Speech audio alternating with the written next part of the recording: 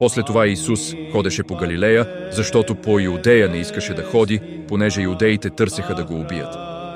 Приближаваше иудейският празник Разпъване шатри. Тогава му рекоха братята му: замини от тук и иди в Иудея. Ако вършиш тия дела, покажи себе си на света. Защото нито братята му вярваха в него. На това Исус им рече: моето време още не е дошло, а за вас времето винаги е сгодно.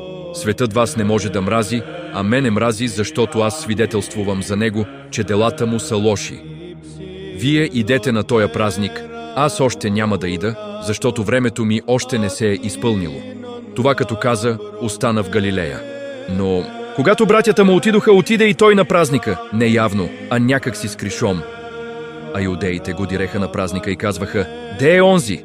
И имаше голям ропот у народа за него, но никой не говореше за него открито, поради страх. Ако видеото ви е харесало, оставете сърце и последвайте канала. Благодаря ви.